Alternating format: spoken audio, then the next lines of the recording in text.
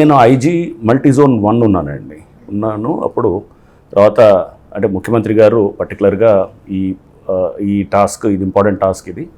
ఎందుకంటే ఇది మనకి నిజంగా అంటే సొసైటీకి మనం నిజంగా ఒక మార్పు చేయాలనేటటువంటిది కొత్త డైరెక్షన్ తీసుకెళ్ళటానికి వారు అంటే బహుశా నేను గతంలో నేను చేసినటువంటి పోస్టింగ్స్లో ఎస్పెషలీ భూ కబ్జాలు వాటి మీద ప్రత్యేకంగా నాకు తెలిసి వరంగల్లో కమిషనర్గా ఉన్నప్పుడు దాని గురించి అక్కడ వారికి మంచి ఫీడ్బ్యాక్ అందిందని చెప్పేసి నేను విన్నాను.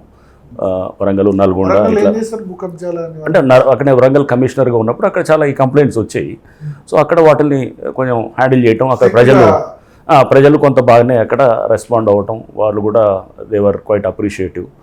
అండ్ అధికార పార్టీ ఆ పార్టీ అని అప్పుడు ఏం తేడా చూడండి లేదండి. అప్పుడున్న ప్రభుత్వం కూడా నాకు ఆ విధంగా చాలా సహకరించారు చేసి. అప్పుడు ముఖ్యమంత్రి, ఆ టైంలో ఉన్నటువంటి ముఖ్యమంత్రి గారు కేసీఆర్ గారు కూడా, వారు కూడా మేము భూ కబ్జా మీద వెళ్తున్నప్పుడు కూడా ఎక్కడ కూడా ఏది ఇబ్బంది పెట్టేటటువంటి విధంగా కాకుండా ఇంకా సపోర్ట్ చేసే విధంగా పార్టీ వాళ్ళైనా సరే దానిలో సపోర్ట్ చేశారు. ఎందుకంటే పబ్లిక్ ఇంట్రెస్ట్ అనే దాన్ని మనం చేసేటప్పుడు పార్టీలు అనేది కాదు. సో ఈరోజు ఒక టీఆర్ఎస్, బీఆర్ఎస్ ఉండొచ్చు, లేదా కాంగ్రెస్ ఉండొచ్చు, బీజేపీ ఉండొచ్చు, లేకపోతే ఎవరైనా కమ్యూనిస్ట్ ఉండొచ్చు.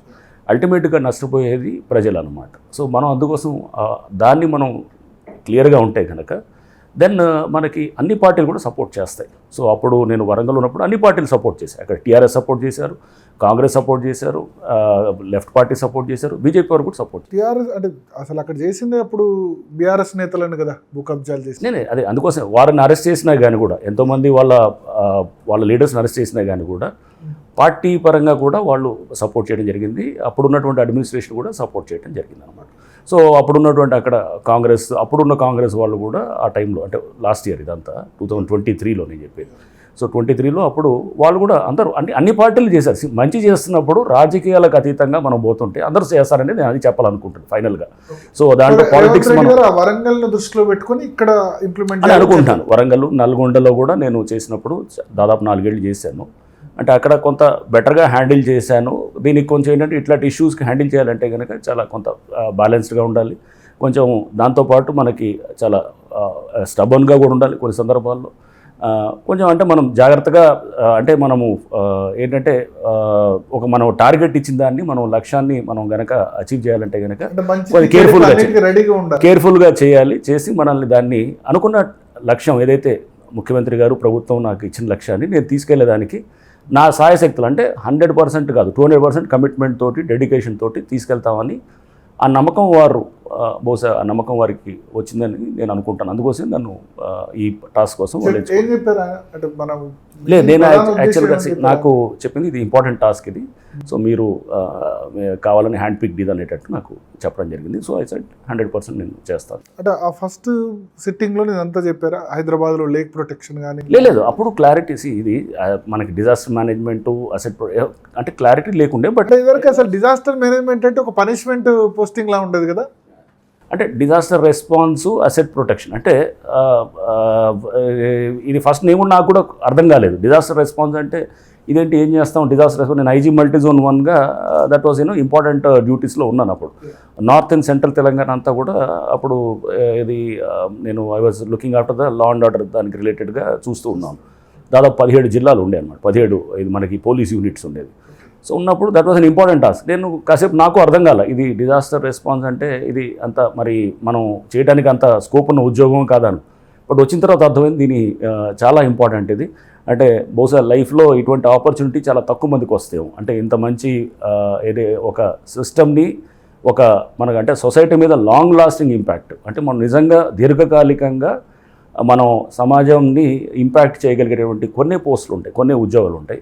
డెఫినెట్గా నేను I think HYDRAA is one such. మంచిగానే అనుకుంటారు. ఇప్పటికీ తిట్టుకునే వాళ్ళు కూడా ఉన్నారు. అదే నేను చెప్పాను, తిట్టుకునే వాళ్ళు ఉంటారు, మనకి మెచ్చుకునే వాళ్ళు ఉంటారు. ఇవన్నిటికీ మనం అతీతంగా వెళ్ళాలన్నమాట. మీకు ఎప్పుడైతే కనుక మీరు బెస్ట్ ఎగ్జాంపుల్ ఈజ్ మన మన్మోహన్ సింగ్ గారు ఈ మధ్య చనిపోయారు. వారు ఈ was one of the wonderful finance minister and prime మినిస్టర్గా చేశారు. పివి నరసింహరావు గారి క్యాబినెట్లో వారు ఫైనాన్స్ మినిస్టర్ ఉన్నారు. పివి నరసింహరావు గారు కూడా 1991 లిబరలైజేషన్ ఇది. ఆ టైంలో మనకు తెలుసు ఆయన ఫైనాన్స్ మినిస్టర్గా పెట్టడమే అసలు చాలా క్రిటిసిజం చేశారు. ఆయన ఫైనాన్స్ మినిస్టర్ ఉన్నారు, వీరు అప్పుడు ప్రైమ్ మినిస్టర్గా ఉన్నారు. ఆ టైంలో చాలా క్రిటిసిజం. మేము ఆ టైంలో కాలేజీలో ఉన్నాం. అప్పుడు మేము కూడా ఫాలో అవుతున్నప్పుడు వరల్డ్ బ్యాంక్ని అమ్ముడుపోయింది, లేకపోతే ఏది మొత్తం ఏది పెట్టుబడిదారులకి ఇది మొత్తం ఇదయింది, ప్రైవేటీకరణకు అయిపోయారు, బందులు జరిగాయి, చాలా ఏది స్ట్రైకులు జరిగాయి. ఆ టైంలో కూడా అంటే ఎప్పుడైనా కానీ మార్పు అనే దానికి చాలా వ్యతిరేకత ఉంటుంది. There is always resistance to change. So ఇది అంత అప్పుడు మనకు ఆ పరిస్థితులకు వేరే దారి లేదు. ఏముండింది ఆ టైంలో లిబరలైజేషన్ లేకపోతే మనకు ఉన్నటువంటి బ్యాలెన్స్ ఆఫ్ పేమెంట్స్ ఇంకా హార్డ్లీ కొన్ని వీక్స్ ఒక నెలకు ఎంత సరిపడేది మొత్తం అంతా లేదు. దాన్ని మనం ఓవర్కమ్ చేయడానికి పెద్ద ఎత్తున కూడా అప్పుడు స్ట్రక్చరల్ రిఫార్మ్స్, ఎకనామిక్ రిఫార్మ్స్ ఇవన్నీ తీసుకెళ్లడంతో ఇప్పుడు మనం ఆ బెనిఫిట్స్ అంతా దేశం అంతా ఇప్పుడు చూస్తున్నారు. సో అంటే ఏదైతే కనుక అప్పుడే కనుక వాళ్ళు ఆ బంధులకో స్ట్రైకులకో కాస్త డీలా పడిపోయి ఉంటే కనుక మనం ఈ దిశలో మన ఈ స్టేట్ ఇప్పుడు ప్రస్తుతం ఎప్పుడు కూడా వ్యతిరేకత ఉంటుంది. 100% ఉంటుంది. హైడ్రా కూడా రిఫార్మ్ అనొచ్చా? పెద్ద తెలంగాణ రాష్ట్రంలో 100% అది 100. ఎందుకంటే అది ఒక కొత్త సిస్టమ్ వైపు తీసుకెళ్తున్నాం. ఇన్నాళ్ళు ఒక చెరువులు కబ్జాలు చేయడమో, లేకపోతే గవర్నమెంట్ భూములు కబ్జాలు చేయడమో, లేకపోతే పార్కులు కబ్జాలు చేయడమో, లేకపోతే community assets like open spaces కబ్జాలు చేస్తూ దాన్ని యథేచ్ఛగా దాన్ని ఆక్యుపై చేసుకుంటూ వ్యవస్థల్ని మేనేజ్ చేసుకుంటూ జరిగేటటువంటి దానికి ఇది ఒక అద్భుతమైన ఏజెన్సీగా ఇది బహుశా మరి నాకు ముఖ్యమంత్రి గారికి ఈ ఆలోచన ఎలా వచ్చిందో నాకు తెలియదు. కానీ అందరూ వేరే స్టేట్స్కి వెళ్ళినప్పుడు అలా చెప్తారు, అలా ఎలా వచ్చింది ఈ ఆలోచన మీకు మీ గవర్నమెంట్కి మీ సీఎం గారికి అని అడుగుతుంటారు. నాకు తెలియదండి ఇది మరి అంటే ఇది ఒక MAUDలో మున్సిపల్ అడ్మినిస్ట్రేషన్లో దానికి ఒక ఎన్ఫోర్స్మెంట్ వింగ్ లాగా దీన్ని తీసుకొచ్చారు. గతంలో EVDM ఉండేది, ఎన్ఫోర్స్మెంట్ విజిలెంట్ డిజాస్టర్ మేనేజ్మెంట్ అనేది. అదే అప్పుడు GHMCలో బాగా ఉండేది. ఇప్పుడు GHMCలో బాగా ఉన్నప్పుడు దాంట్లో అంతర్భాగం అయినప్పుడు దాన్ని చెక్ చేయడం ఈజీ కాదు. దీన్ని బయట ఉండి చెక్ చేయడం GHMCలో ఉన్నప్పుడు చాలా లిమిటేషన్స్ ఉండేవి. అంతే కదా, న్యాచురల్ బడ్జెట్ కోసం దీన్ని డిపెండ్ అవ్వాల్సి వస్తుంది, స్టాఫింగ్ కోసం సపోర్ట్ కోసం ఉండాలి. డైలీ అప్పుడు ఉన్నటువంటి EVDM ఎవరైతే డైరెక్టర్ ఉంటాడో హియర్స్ రిపోర్ట్ GHMC కమిషనర్ ఉంటుంది. సో అంటే దాంట్లో భాగం అయిపోయినప్పుడు సపోజ్ ఆ ఇన్స్టిట్యూషన్ సపోజ్ ఏదో కొన్ని మనకి వచ్చాయనుకోండి, GHMCలో సపోజ్ ఏదో భూములు కబ్జా అయ్యాయో పార్కులు కబ్జా అయినప్పుడు అక్కడ మనం వాళ్ళని చెక్ చేయాలి అనుకున్నప్పుడు ఎక్స్టర్నల్గా ఉండాల్సింది అనేది ప్రభుత్వం యొక్క ఆలోచన. కార్పొరేటర్ ఉండొచ్చు, లేదా అక్కడ స్థానికంగా రాజకీయంగా ఉండొచ్చు, అధికారికంగా ఉండొచ్చు, ఏదైనా ఉండొచ్చు. బట్ దాన్ని చెక్ చేయటం అనేది బయట ఉండి చెక్ చేయాల్సిన బాధ్యత ఉంది అనేది ప్రభుత్వంకి ఈ ఆలోచన రావటం, దట్ వాజ్ ఎ వండర్ఫుల్ నేను అనుకోవటం. అంటే very conceiving of that idea it self was wonderful అనమాట. ఇప్పుడు ఈ దిశగా చాలా రాష్ట్రాలు చూస్తున్నాయి అనమాట. ఎందుకంటే చాలా చోట్ల మీకు వేరే రాష్ట్రాల వాళ్ళు కూడా చాలా మంది అడుగుతున్నారు. అడుగుతూ ఎట్లా ఈ మోడల్ ఎలా జరుగుతుంది ఏంటి అనేది చాలామంది ఆరాధిస్తున్నప్పుడు వారికి ఇలా అని చెప్పినప్పుడు వాళ్ళు కూడా దీని గురించి తీసుకుంటూ నెక్స్ట్ దీన్ని వాళ్ళ స్టేట్స్లో కూడా తీసుకెళ్ళడానికి వాళ్ళు అక్కడ కూడా వాళ్ళు they are doing some background work. ఏ రాష్ట్రాలు ఇంట్రెస్ట్ చూపించేశారు? చాలా అడిగారండి. మనకి యూపీ నుంచి అడిగారు, హిమాచల్ నుంచి అడిగారు, ఈవెన్ ఢిల్లీ నుంచి అడిగారు, ఇట్లా మనకి MP నుంచి అడిగారు. అధికారులు చాలామంది అడుగుతున్నారు, కొంతమంది అక్కడ వచ్చినటువంటి ఎన్వైరన్మెంటలిస్ట్. బట్ ఈ భూ కబ్జాలు కానీ లేకపోతే ఈ పార్కులు లేకపోతే లేక్స్ ఎన్క్రోచ్మెంట్ కానీ మన రాష్ట్రంలోనే ఎక్కువ ఉందా? తెలంగాణ ఆంధ్రప్రదేశ్లోనే ఎక్కువ ఉందా? అన్ని చోట్ల ఉందండి. ఇది ఒత్తి మన రాష్ట్రం ఎక్సెప్షన్ కాదు. అన్ని రాష్ట్రాల్లో ఇది ఏంటంటే భూములు మీ భూమి అలా ఏం లేదు, అన్ని చోట్ల ఉంది. అందుకోసం వాళ్ళు కూడా అక్కడ ఇంట్రెస్ట్ చూపిస్తుంది. ప్రతి చోట ఏంటంటే ఇది నో మ్యాన్స్ ల్యాండ్, ఇది అంటే నో బడీస్ ల్యాండ్, రైట్? ఇప్పుడు మీ ల్యాండ్ మీద నేను వచ్చి నేను ఎంక్రోచ్ చేయాలని చూస్తాను, మీరు ఆటోమేటిక్గా మీరు పోలీస్ స్టేషన్కి వెళ్తారు, లేదా కోర్టుకి వెళ్తారు, నా మీద ఏదో ఒక ఆర్డర్ తీసుకొస్తారు, లేదా నా మీద ఒక కేసు పెడతారు. అంటే ఇండివిజువల్ అనేవాడు రియాక్ట్ అవుతాడు. సపోజ్ అది అక్కడ చెరువు ల్యాండ్ ఉందనుకోండి, ఎవడు పట్టించుకోడు. మన దగ్గర ఏముంది, సొసైటీ ఎట్లా ఉంటుంది, మనది కాకపోతే ఏముంది అనేటటువంటి వాళ్ళు చాలామంది ఉంటారు. సో పట్టించుకోని వాళ్ళు చాలామంది ఉంటారు. కొంతమంది పట్టించుకునే వాళ్ళు ఉన్నా కానీ కూడా వాళ్ళ వాయిస్ని పెద్ద వాల్యూ చేయకుండాను, వాళ్ళని పెద్ద ఆనర్ చేయకుండాను అలా జరిగినటువంటివి కూడా ఉన్నాయన్నమాట. సో అంటే ల్యాండ్ అనేసరికి ఎవరు పెద్దగా పట్టించుకోరు, ఎవరు రియాక్ట్ కారు. ప్లస్ ప్రభుత్వ ల్యాండ్ కబ్జా చేసే వాళ్ళు కూడా ఇన్ఫ్లుయెన్షియల్ పర్సన్స్ పెద్దగా ఉండొచ్చు, రైట్? ఎగ్జాక్ట్లీ. సో పట్టించుకోని పేపర్లు రాసినా కానీ కూడా ఒక రోజు రాస్తారులే, 2 రోజులు రాస్తారులే అనుకునే వాళ్ళు ఉంటారు. ఆర్ ఎవరైనా చేయాలనుకున్నా కానీ కన్సిస్టెంట్గా ఒక వింగే లేదు. అంటే ఎట్లా ఉంటుంది, దీనికోసమే ఒక ఆర్గనైజేషన్. ఇప్పుడు హైడ్రా అనేది it is meant for protection of ఈ అసెట్స్ అనమాట. గవర్నమెంట్ ల్యాండ్ ఎవరైనా కబ్జా చేస్తుంటే ఇది ఇప్పుడు హైడ్రా యొక్క ధర్మం, అది వెళ్ళి ముందు అది డ్యూటీ అనమాట, వెళ్ళి వాళ్ళు చేయాలి, దాన్ని కాపాడటానికి రెడీ.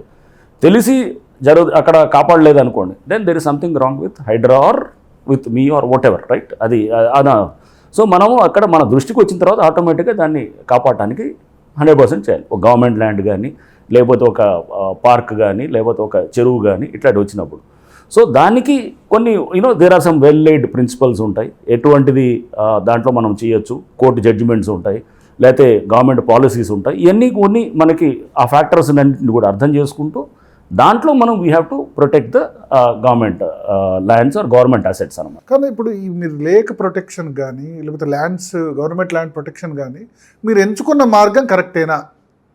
డైరెక్ట్గా వితౌట్ నోటీస్ వెళ్ళి కూల్ చేస్తే మీకు ఇప్పటికీ కూడా అంటే ఈరోజు కూడా కొన్ని డెమాలిషన్స్ చేస్తున్నాం, అక్కడ కూడా నోటీసులు ఏమి ఇవ్వట్లేదు. డెమాలిషన్ మళ్ళీ స్టార్ట్ అయ్యా మధ్యలో స్టార్ట్ అవుతుంది. నేను చెప్పాను కదా, బ్రేక్ అనేది బ్రేక్ ఏం కాదు,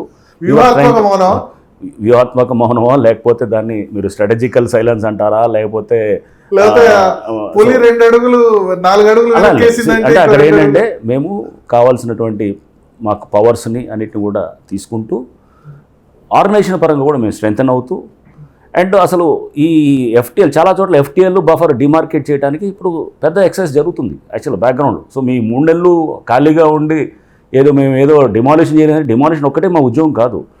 డిమాలిషన్ అనేది అది సెకండరీ, ఫస్ట్ ఈ safeguarding the assets. Safeguard చేయాలంటే ముందు మీకు మీ అసెట్ ఏంటో తెలియాలి కదా, మీ ఆస్తులు ఏంటో మీకు మనకు తెలియాలంటే నోటీసులు ఇవ్వకుండా కూల్చడం ఎందుకు? దానివల్ల మీకు చెడ్డ పేరు వచ్చింది అనుకోలేదా? నోటీసు ఇప్పటికీ కూడా ఇవ్వాల్సిన అవసరం లేదు, జస్టిస్ గవాయ్ జడ్జిమెంట్ ఉందన్నమాట మన సుప్రీంకోర్టు ఇచ్చినటువంటి బిఆర్ గవాయ్ గారిది బుల్డోజర్ జస్టిస్ దాని మీద ఇచ్చినటువంటి జడ్జిమెంట్. దాంట్లో మీరు చూస్తే పారా 91 ఉంటుంది, పేజ్ నెంబర్ 86 లాస్ట్లో జడ్జిమెంట్లో పారా 91లో చాలా స్పష్టంగా ఇస్తారు, మేము ఇచ్చే ఇన్స్ట్రక్షన్స్ అన్నీ కూడా will not apply to these ఏది వాటర్ బాడీస్లో encroachments, railway lines, road related traffic encroachments ఇట్లాంటి వాటికి ఇది అప్లై కాదు అని చెప్పిస్తారు. అంటే వాళ్ళు నోటీస్ ఇవ్వాలి, ఈ ప్రొసీజర్ అంతా కూడా దాని మిగతా అన్నిటి యూపీలో యోగి గవర్నమెంట్ వ్యతిరేకంగా అది వచ్చిన జడ్జిమెంట్.